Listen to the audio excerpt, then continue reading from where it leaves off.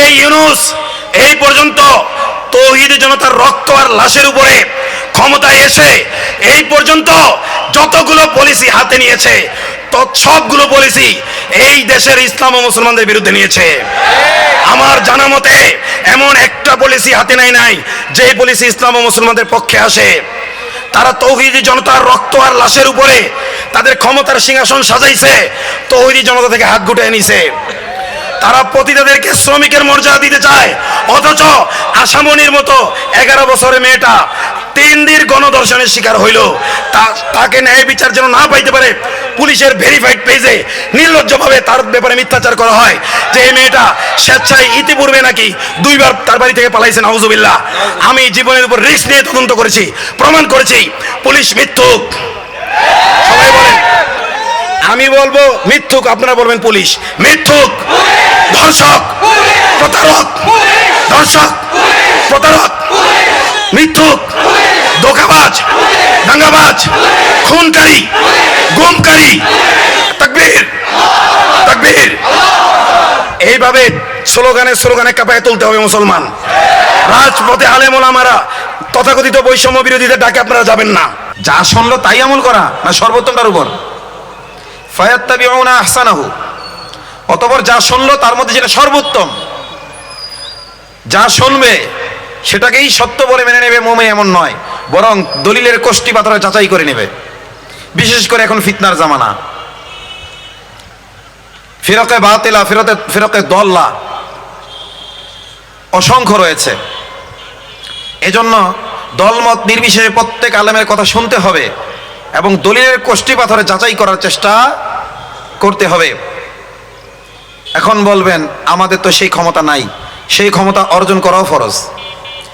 আপনি গুনতে না পারলেও যেন কম পড়লে ঠিক পান, অন্তত এইটুকু কোরআন হাদিস পড়া চর্চা করা আপনার জন্য ফরজ। যে কোন আলেমরা হক কথা বলতেছে এইটুকু আপনি নিজে কোরআন হাদিসের ব্যাখ্যা করতে যাওয়ার দরকার নেই, কিন্তু আপনি পড়েন। পড়ার দ্বারা ইলম হলো নূর, আল ইলমু নূর ওয়াল জাহালাতু জুলমা। এই ইলম নূর এবং মূর্খতা হলো অন্ধকার।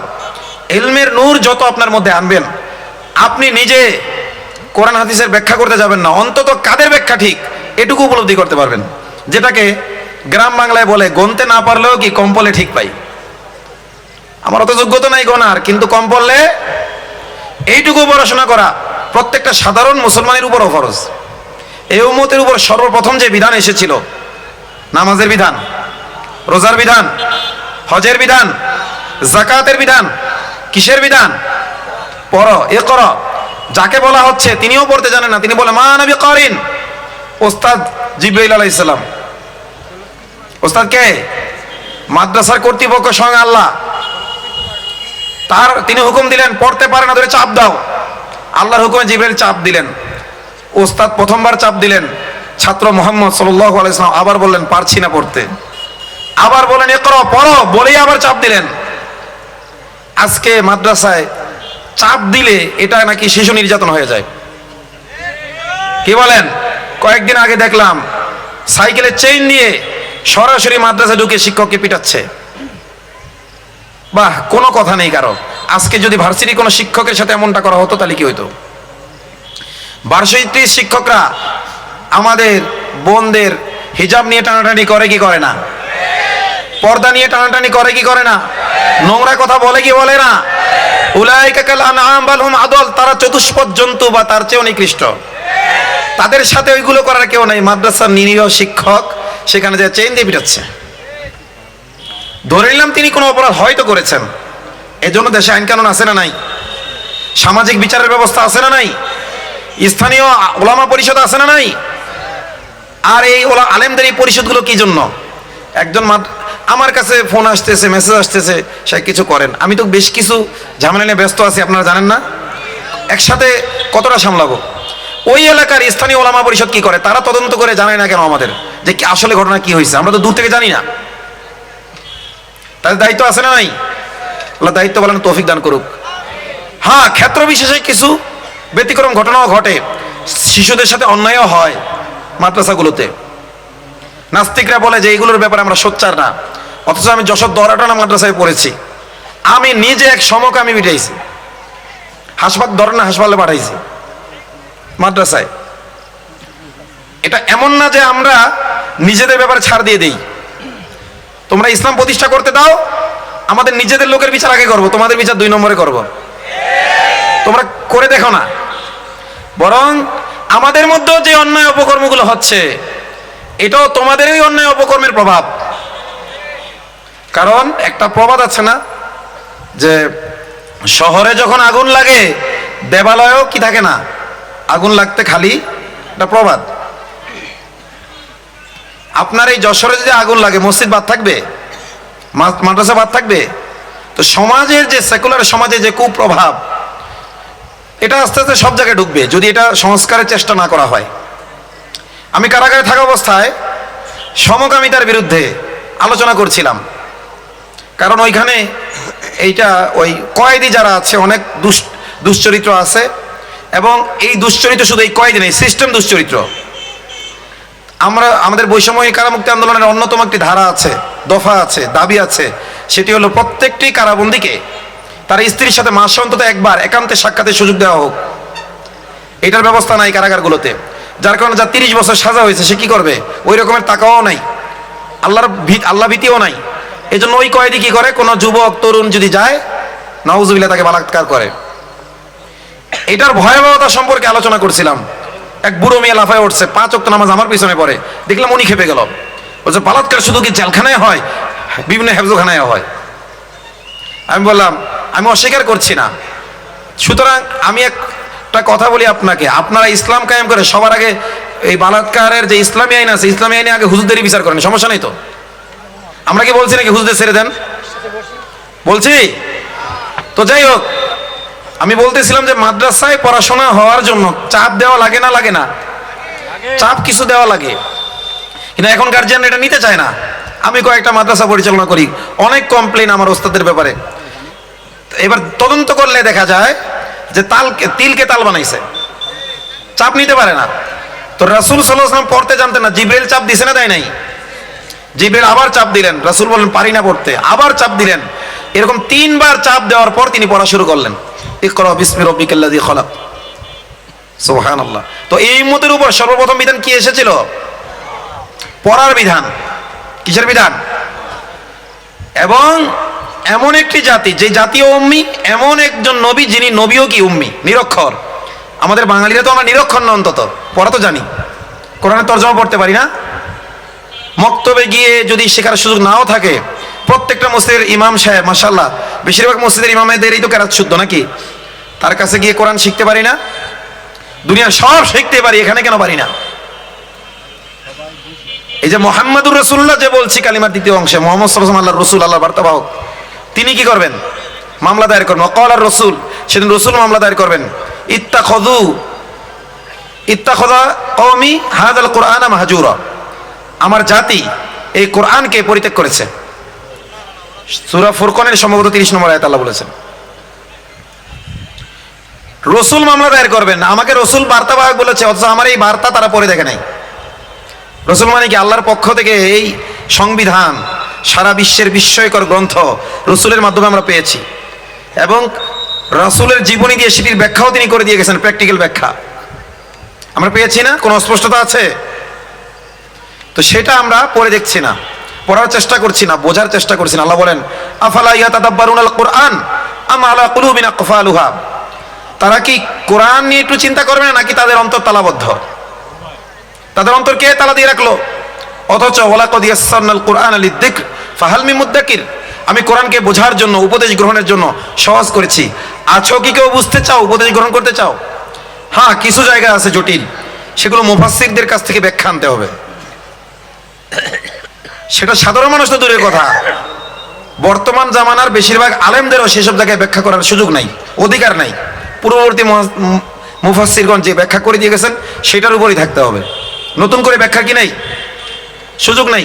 ফাসআলু আহলা যিকরি ইন কুনতুম লা তা'লামুনা বিল বাইয়িনাতি ওয়াজ জুবুর, তোমরা যদি না জানো তাহলে যারা জানে তাদের কাছ থেকে জেনে নাও দলিল প্রমাণ সহ। বিল বাইয়িনাত, সুস্পষ্ট দলিল, ওয়াজ জুবুর, এবং ডকুমেন্ট। দলিল এবং ডকুমেন্ট সহ যারা জানে তাদের কাছ থেকে কি করো। আমরা শুধু এই অংশটুকু বলি, তুমি যদি না জানো তাহলে যারা জানে তার কাছ থেকে জেনে নাও। বিল বাইয়িনাতেও জুবরও আছে না নাই? দলিল প্রমাণ সহ জেনে নাও। আল্লাহ তাআলা দলিল প্রমাণ সহ দিন জানার মেজাজ আমাদের মধ্যে তৈরি করে দেন।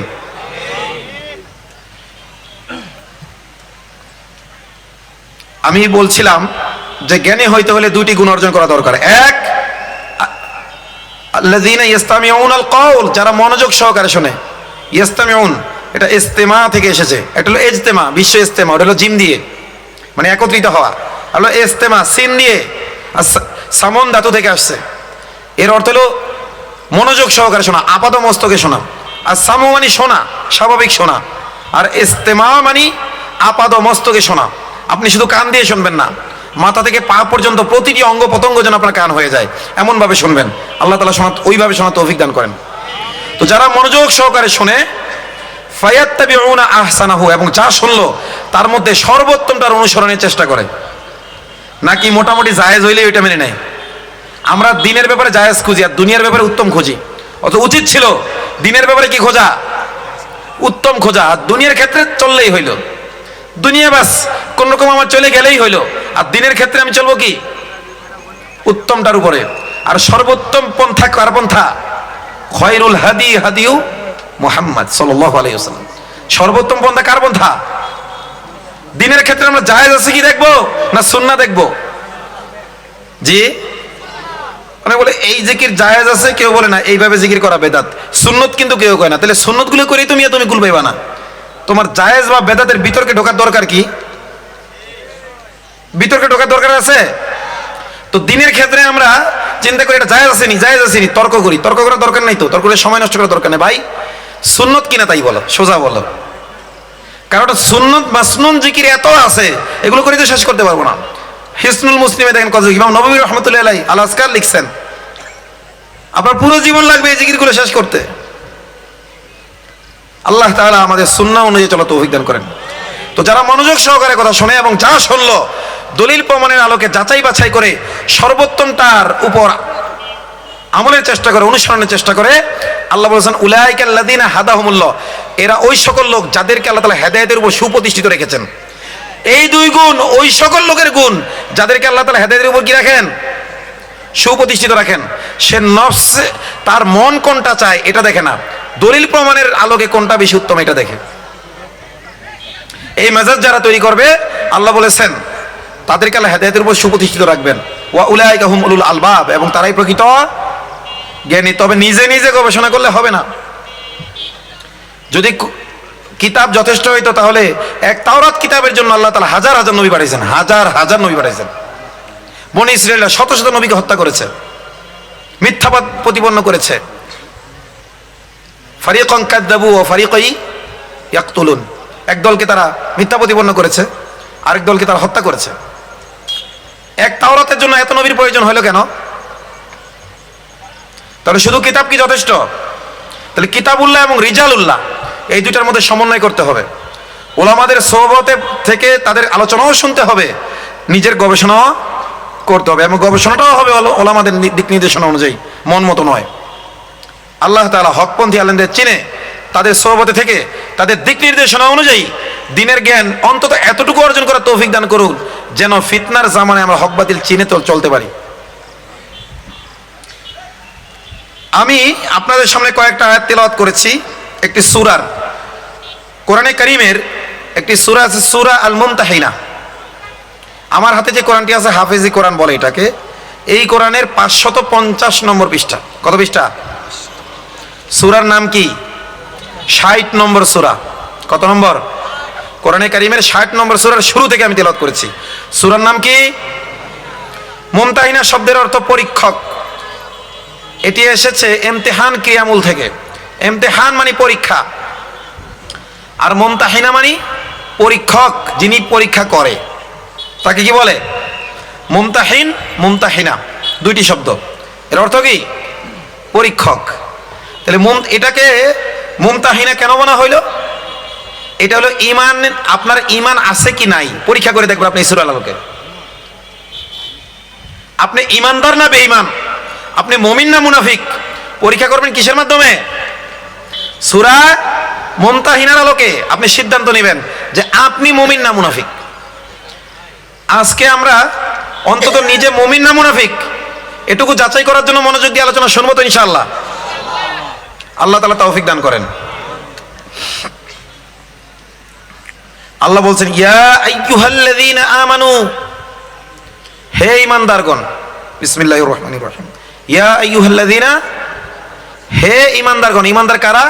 যারা বলেছে লা ইলাহা ইল্লাল্লাহ, আশহাদু আল্লা ইলাহা ইল্লাল্লাহ ওয়া আশহাদু আন্না মুহাম্মাদান আবদুহু ওয়া রাসূলুহু, আমি সাক্ষ্য দিচ্ছি যে আল্লাহ ছাড়া আর কারো গোলামি করা চলবে না। আমি আরো সাক্ষ্য দিচ্ছি যে মুহাম্মদ সাল্লাল্লাহু আলাইহি ওয়াসাল্লাম আল্লাহর বার্তাবাহক রাসূল। একটু ব্যতিক্রম মনে হইল না কালিমার তরজমাটা? আপনারা অনুবাদ কি করেন? আল্লাহ ছাড়া কোনো মাবুদ নাই বা আল্লাহ ছাড়া কোনো ইলাহ নাই। ভাই এই যে অনুবাদটা করলেন অর্ধেক আরবি অর্ধেক বাংলা। আপনি যখন বলেন যে আল্লাহ ছাড়া কোনো ইলাহ নাই, ইলাহ শব্দটা আরবি না বাংলা? বলেন আরবি। আবার যখন বলেন আল্লাহ ছাড়া কোনো মাবুদ নাই, আরবি না বাংলা? তাহলে আরবির অনুবাদ করলেন ঠিকই, পুরোপুরি না, অর্ধেক বাংলা অর্ধেক আরবি। প্রশ্ন করবেন এটা কি ভুল? না, ভুল না, সঠিক, কিন্তু বর্তমান জামানা হিসেবে অস্পষ্ট। বর্তমান জামানা হিসেবে কি অস্পষ্ট। আল্লাহ সূরা ইব্রাহিমের শুরু দিকে বলেছেন ওয়াইলুল লিল কাফিরিনা মিন আযাবিন শাদীদ, কাফিরদের জন্য রয়েছে যন্ত্রদায়ক শাস্তি। আল্লাযীনা ইস্তাহিবুনাল হায়াতাদ দুনিয়া আলাল আখিরাহ, যারা পার্থিব জীবনকে পরকালের উপর প্রাধান্য দেয়। ওয়ায়াসুদ্দুনা আন সাবিলিল্লাহ, এবং মানুষকে দিনের পথে বাধা সৃষ্টি করে। ওয়ায়াবগুনাহা ইওয়াজা, এবং সিরাতে মুস্তাকিমকে তারা বাঁকা হিসাবে দেখে, বাঁকা হিসাবে উপস্থাপন করতে চায়। উলাইকা ফি দালালিন বাঈদ, তারা রয়েছে সুদূর ভ্রান্তিতে। ওমা আরসালনা মির রাসূলিন ইল্লা বিলিসানি কওমিহি লিয়ুবায়্যিনা লাহুম, আমি প্রত্যেক জাতির কাছে বার্তাবাহক পাঠিয়েছি, নবী পাঠিয়েছি ওই জাতির ভাষায় দাওয়াত দেওয়ার জন্য, যাতে তিনি স্পষ্টভাবে দিন বুঝাতে পারেন।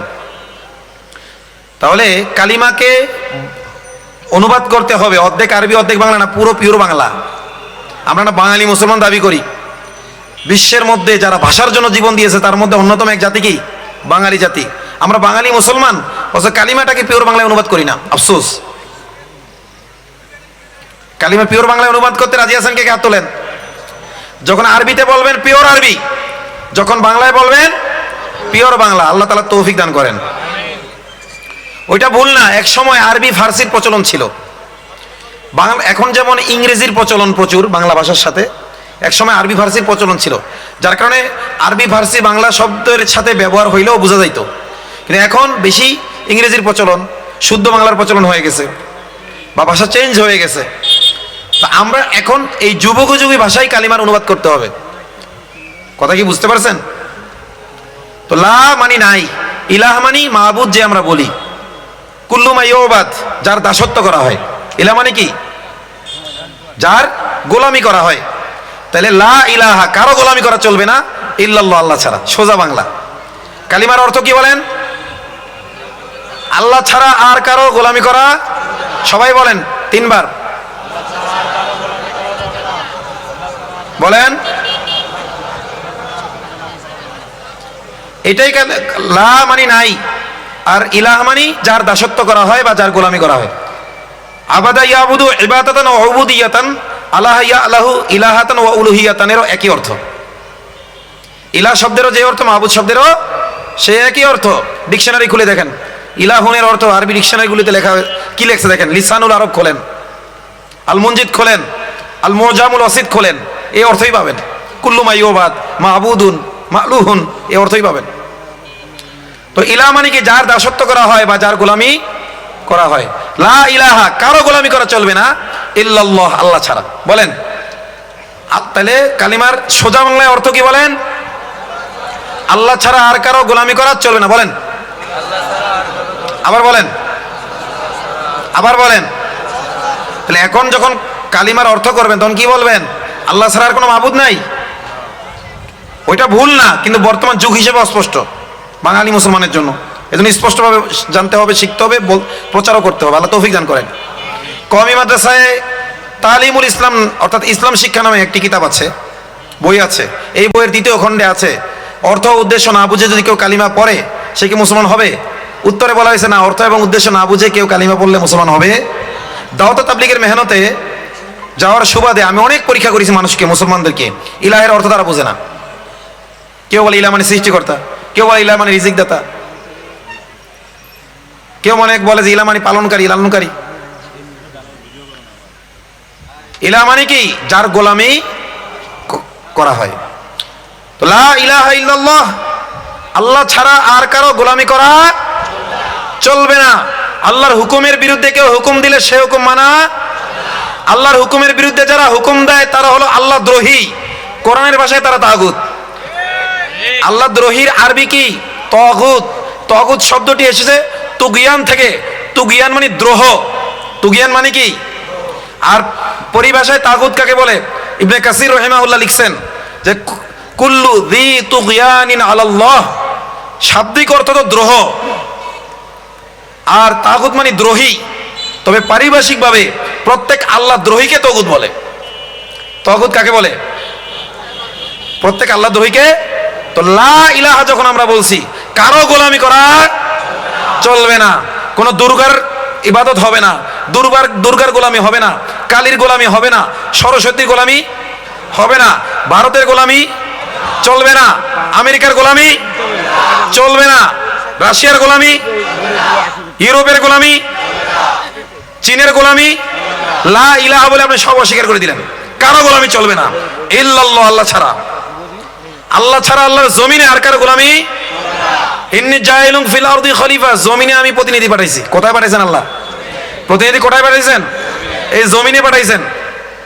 আপনার 3.5 হাত বডিও জমিনের অংশ কি অংশ না? আপনার 3.5 হাত বডিও জমিনের অংশ। ভুল বললাম? আল্লাহ বলেন মিনহা খলাকনাকুম, আই মিনাল আরদি খলাকনাকুম, এই জমিন থেকে তোমাকে সৃষ্টি করেছি। ওয়া ফিহা নুঈদুকুম, এই জমিনে আবার তোমাকে ফিরিয়ে আনবো, এখানে আবার শোয়াবো। অমিনহা নুখরিজুকুম তারাতান উখরা, এবং আবার কিয়ামতের ময়দানে তোমাকে পুনরায় উত্থাপন করব, আমি উঠাবো। তাহলে আমার এই দেহটা এই জমির অংশ না? ইন্নী জাইলুন ফিল আরদি খলিফা, জমিনে আমি প্রতিনিধি, আমার এই 3.5 হাত বডির উপর আমি আল্লাহর প্রতিনিধি। তো প্রত্যেকটা যুবক যার বউ পোলাপান নাই, সে তার বডির উপর আল্লাহর প্রতিনিধি।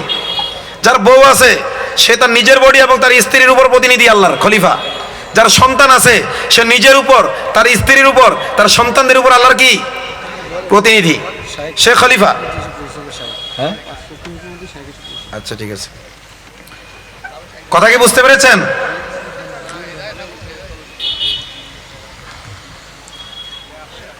তো আমরা কার প্রতিনিধি? আল্লাহর প্রতিনিধি। লা ইলাহা ইল্লাল্লাহ বলে আমরা সেটারই ঘোষণা দিচ্ছি যে আল্লাহ ছাড়া আর কারো গোলামি করা চলবে না। তো আমরা যখন এই ঘোষণাটা দিয়ে দিলাম যে আল্লাহ ছাড়া আর কারো গোলামি করা চলবে না, তার মানে আমার এই বডিটাকে আল্লাহর হুকুমের বাইরে চলতে দেব না, আমার পরিবারকে আল্লাহর হুকুমের বাইরে চলতে দেব না।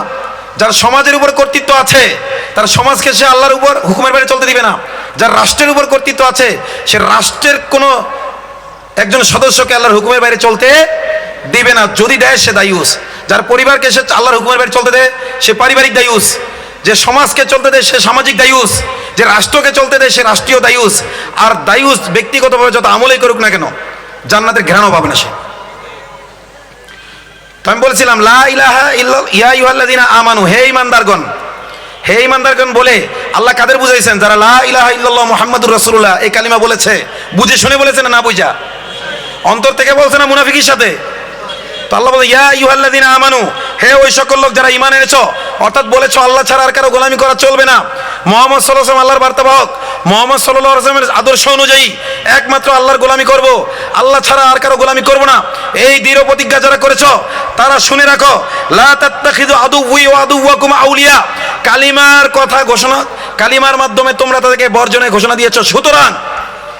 সুতরাং তোমরা আল্লাহর শত্রু এবং তোমাদের শত্রুকে বন্ধু বানায়ও না, তাদেরকে অভিভাবক বানায়ও না, ইউরোপকে বন্ধু বানায়ও না, আমেরিকাকে বন্ধু বানায়ও না, ভারতকে বন্ধু বানায়ও না, চীনকে বন্ধু বানায়ও না, রাশিয়াকে বন্ধু তো বানায়ও না, উগ্র হিন্দুত্ববাদীদেরকে, উগ্র হিন্দুত্ববাদী ইসকনকে, এদেরকে কি বানায়ও না? বন্ধু বানায়ও না। তুলকুনা ইলাইহিম বিল মাওয়াদ্দা, আরে তোমরা মন্দিরে গিয়ে তাদের কাছে ভালোবাসার বাণী উপস্থাপন করো। তোমরা বলো রোজার পূজা এক, অথচ ওয়াকাদ কাফারু বিমা জাআকুম মিনাল হক অথচ তোমাদের কাছে সত্য এসেছে, মহাসত্য কোরআন এবং সুন্নাহ, এটাকে তারা প্রত্যাখ্যান করেছে। তোমাদের কাছে যে কোরআন সুন্নাহ এসেছে ওরা এটাকে প্রত্যাখ্যান করলো, আর তুমি ইসলাম কায়েমের নামে মন্দিরের বেদিতে গিয়ে ইসলামকে জবাই দিচ্ছ। তুলকুনা ইলাইহিম বিল মাওয়াদ্দাহ, তোমরা মন্দিরের বেদিতে গিয়ে ভালোবাসা প্রকাশ করছো। অকদ কাফারু বিমা জাআকুম মিনাল হক, তোমাদের কাছে যে সত্য এসেছে তা তারা প্রত্যাখ্যান করেছে। ইউখরিজুনার রাসূলা ওয়া ইয়াকুম, তারা রসুলকে, আল্লাহর যারা বার্তাবাহক আছে, রসুলের অবর্তমানে নবী রসুলের ওয়ারিস যারা আছে, এদেরকে জমিন থেকে উচ্ছেদ করতে চায়। চায় কি চায় না? উগ্র হিন্দুত্ববাদীরা কি চায়? হকপন্থী আলেমদেরকে জমিন থেকে উচ্ছেদ করতে চায় কি চায় না? এবং প্রকৃত তৌহিদি জনতাকে জমিন থেকে উচ্ছেদ করতে চায় কি চায় না? ইসকন রাম রাজত্ব প্রতিষ্ঠার ঘোষণা গোপনে দিয়েছে না প্রকাশ্যে দিয়েছে? আমাদের মা বোনদেরকে ধর্ষণের ঘোষণা প্রকাশ্যে দিয়েছে না গোপনে দিয়েছে? আমাদের রক্তের হোলি খেলার ঘোষণা গোপনে দিয়েছে না প্রকাশ্যে দিয়েছে? আমাদের কোরআন হাদিস নিয়ে কটূক্তি তারা গোপনে করে না প্রকাশ্যে করে? তো এত কিছু হওয়ার পরেও কিভাবে তোমরা ভালোবাসার বাণী তাদের প্রতি নিক্ষেপ করো? যদি তোমরা আমানুর দাবিতে সত্য হয়ে থাকো, তোমরা এটা করো না।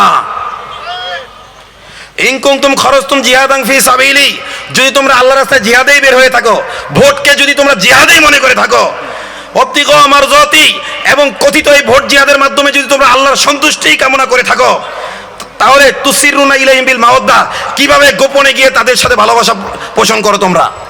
তাদের প্রতি অন্তরে কিভাবে, মুশরিকদের প্রতি যাদের ব্যাপারে আল্লাহ বলেছেন ইন্নামাল মুশরিকুনা নাজাস, মুশরিকরা নাপাক, মূর্তি পূজকরা নাপাক, ফাজতানিবুর রিজসা মিনাল আওসান, তোমরা মূর্তির অপবিত্রতা থেকে বেঁচে থাকো। আল্লাহ মূর্তিকে নাপাক বলেছেন, মূর্তির পূজারীদেরকেও নাপাক বলেছেন। কিভাবে ওই নাপাক জিনিসের প্রতি, নাপাকদের প্রতি তোমরা ভালোবাসা পোষণ করো? ও আনা আলামু বিমা আখফাইতুম ওয়া মা আলানতুম, তোমরা প্রকাশ্যে যা বলো এগুলো জনগণ জানে, কিন্তু তোমরা গোপনে আরো যে নিকৃষ্ট কাজগুলো করছো, তাদেরকে সমর্থন যোগাচ্ছ, তাদের বুকের সাহস বাড়িয়ে দিচ্ছ, যেই সাহসে তারা আমাদের মা বোনদেরকে ধর্ষণ করার সুযোগ পাচ্ছে। এই যে গোপনে গোপনে তাদের পিঠ চাপড়ে তোমরা দিচ্ছ, এইটার ব্যাপারে আল্লাহ জানেন, জেনে রাখো।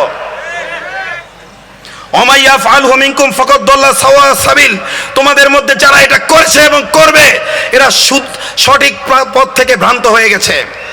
নিশ্চয়ই ফাকাদ, নিশ্চয়ই তারা ভ্রান্ত হয়ে গেছে, বিচ্যুত হয়ে গেছে সঠিক পথ থেকে। ইয়াসকাফুকুম, জেনে রাখো, জেনে রাখো, তোমরা তাদের বাহ্যিক মিষ্টি কথায় ভুলে যেও না। মন্দিরের একটু প্রসাদ নামক প্রস্রাব তোমাদের নাপাক প্রস্রাব খাওয়াই দিছে, এতে তোমরা ভুলে যেও না। ইয়াসকাফুকুম, তারা যদি তোমাদেরকে আয়ত্ত নিতে পারে, ইয়াকুনু লাকুম আদা, তখন শত্রুতার যে মুখোশ ঢেকে রেখেছিল এটা খুলে ফেলে, বন্ধুত্বের এই মুখোশ খুলে ফেলে তোমাদের সামনে আবির্ভূত হবে। বন্ধুত্বের মুখোশ খুলে শত্রু হিসাবে আবির্ভূত হবে।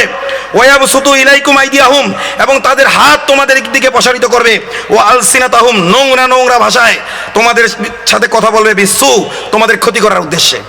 তাদের জবান দিয়ে নোংরা কথা বের হবে, তাদের হাত দিয়ে নোংরা কর্ম হবে, তাদের বডি দিয়ে হবে। আমাদের বোনদেরকে তারা মিষ্টি কথায় প্রেমের প্রলোভনে যখন চিপায় নিয়ে যেতে পারছে, তখন কি আর মিষ্টি কথা থাকতেছে না? গণধর্ষণ করতেছে, গণধর্ষণ করতেছে, ইন্ডিয়ার পতিতালয়ে পাচার করতেছে, কি করে নাই? তাহলে যতই তারা মিষ্টি কথা বলুক, হে আমার বোনেরা, মুসলিম বোনেরা, যশোরের বোনেরা যারা আছো, তোমাদের দৃষ্টি আকর্ষণ করছি, আমার এই আওয়াজ এই ক্যামেরাগুলোর মাধ্যমে সারা দেশ নয়, সারা বিশ্বের বাংলা ভাষাভাষী প্রত্যেকটি বোনের কাছে পৌঁছে যাওয়া উচিত। হে বোনেরা, তোমাদের বলি, হেই মালাউনরা, যত মিষ্টি কথাই তোমাদেরকে বলুক না কেন, যদি তোমাদেরকে তারা বাগে পায় এই মিষ্টি কথার মাধ্যমে, এই হানি ট্র্যাপের লাভ ট্র্যাপের মাধ্যমে, ভাগোয়া লাভ ট্র্যাপের মাধ্যমে যদি তারা তোমাদেরকে আয়ত্তে নিতে পারে, ইয়াকুনু লাকুম আদা, তখন আর প্রেমিক হিসাবে পাইবা না, তারা পুরোপুরি তোমাদের বিরুদ্ধে ধর্ষণে আবির্ভূত হবে। এই মালাউনরা ধর্ষণকে একটি অস্ত্র হিসাবে নিয়েছে, আমাদের বিরুদ্ধে একটি যুদ্ধ হিসাবে গ্রহণ করেছে, এই ভাগোয়া লাভ ট্র্যাপকে একটি যুদ্ধ হিসাবে গ্রহণ করেছে। হে আমার বোনেরা, এখনো সতর্ক হয়ে যাও, যতই মিষ্টি কথা বলুক, মালাউনদের মিষ্টি কথায় কান দিও না। লান তানফাকুম আরহামুকুম ওয়ালা আওলাদুকুম ইয়াউমাল কিয়ামাহ, আল্লাহ বলছেন, যদি তাদের সাথে তোমাদের আত্মীয়তাও থেকে থাকে, যদি তোমাদের সন্তান সন্ততিও হয়ে থাকে মুশরিকরা, পৌত্তলিকরা, কোরআন সুন্নাহ বিরোধীরা, বিদ্বেষীরা, নাস্তিকরা, মুরতাদরা তোমাদের বাপ ভাইও হয়ে থাকে, তোমাদের সাথে তাদের রক্তের সম্পর্কও থেকে থাকে। যত সম্পর্কই থাকুক না কেন, এগুলো কাজে আসবে না ইয়াউমাল কিয়ামা, কিয়ামতের দিন। কারণ ইয়াফসিলু বাইনাকুম, সেদিন আল্লাহ নিজে তোমাদের মধ্যে ফয়সালা করবেন। আল্লাহু বিমা তা'মালুনা বাসীর, তোমাদের কর্ম সম্পর্কে আল্লাহ জানেন।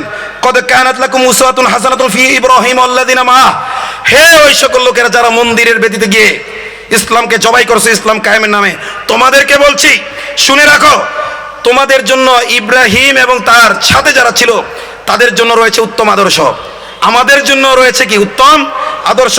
ইয ক্বালু লিকওমিহিম, যখন ইব্রাহিম এবং তার সাথে যারা ছিল, জাতির পিতা ইব্রাহিম আলাইহিস সালাম এবং তার সাথে যারা ছিল, তারা যখন তাদের স্বজাতিকে উদ্দেশ্য করে বলেছিল ইন্না বুরাআউ মিনকুম, তোমাদের সাথে কোনো সম্পর্ক নাই, তোমাদের সাথে কোনো, আর তোমরা তাদেরকে গিয়ে শোনাও মোরা এক বিনতে দুটি কুসুম হিন্দু মুসলমান। ইব্রাহিম আলাইহিস সালাম বলেছেন ইন্না বুরাআউ মিনকুম, তোমাদের সাথে কোনো সম্পর্ক, অমিম্মা তা'বুদুনা মিন দুনিল্লাহ, এবং আল্লাহ ছাড়া যাদের ইবাদত তোমরা করো তাদের সাথে সম্পর্ক নাই। দুর্গার সাথে মুসলমানের কোনো সম্পর্ক, কালীর সাথে কোনো সম্পর্ক, গীতা পাঠের সাথে মুসলমানের কোনো সম্পর্ক, মুসলমান কখনো মন্দিরে গিয়ে গীতা পাঠ করতে পারে, এগুলোর সাথে আমাদের কোনো সম্পর্ক নাই। ইব্রাহিম আলাইহিস সালামকে আলেমদেরকে সীমাবদ্ধ করার জন্য এই আইন আপনারা কি মেনে নেবেন? কে কে মেনে নেবেন? মেনে নেবেন না কে কে? तकबीर, तकबीर, तकबीर। तेरा मेरा रिश्ता किया, तेरा मेरा रिश्ता किया, तेरा मेरा रिश्ता किया। तकबीर, तकबीर, तकबीर। तो भाइरा আমার, এই ইউনূস এই পর্যন্ত তৌহিদি জনতার রক্ত আর লাশের উপরে ক্ষমতায় এসে এই পর্যন্ত যতগুলো পলিসি হাতে নিয়েছে সবগুলো পলিসি এই দেশের ইসলাম ও মুসলমানদের বিরুদ্ধে নিয়েছে। আমার জানা মতে এমন একটা পলিসি হাতে নাই যে পলিসি ইসলাম ও মুসলমানদের পক্ষে আসে। তারা তৌহিদি জনতার রক্ত আর লাশের উপরে তাদের ক্ষমতার সিংহাসন সাজাইছে, তৌহিদি জনতা থেকে হাত গুটিয়ে নিছে। তারা পতিতাদেরকে শ্রমিকের মর্যাদা দিতে চায়, অথচ আশামনির মতো 11 বছরের মেয়েটা 3 দিন গণধর্ষণের শিকার হইল, তাকে ন্যায় বিচার যেন না পাইতে পারে পুলিশের ভেরিফাইড পেজে নির্লজ্জভাবে তার ব্যাপারে মিথ্যাচার করা হয় যে এই মেয়েটা স্বেচ্ছায় ইতিপূর্বে নাকি 2 বার তার বাড়ি থেকে পালাইছে। নাউজুবিল্লাহ। আমি জীবনের উপর রিস্ক নিয়ে তদন্ত করেছি, প্রমাণ করেছি পুলিশ মিথ্যুক। সবাই বলেন, আমি বলবো মিথ্যুক, আপনারা বলবেন পুলিশ মিথ্যুক, ধর্ষক, প্রতারক, ধর্ষক, প্রতারক, মিথ্যুক, ধোঁকাবাজ, দাঙ্গাবাজ, খুনকারী, গুমকারী। তাকবীর, তাকবীর। এইভাবে স্লোগানে কাঁপায় তুলতে হবে মুসলমান। রাজপথে আলেম ওলামারা তথাকথিত বৈষম্য বিরোধীদের ডাকে আপনারা যাবেন না, হকপন্থী আলেমরা ডাকলে যাতে রাজি আছেন তো ইনশাআল্লাহ?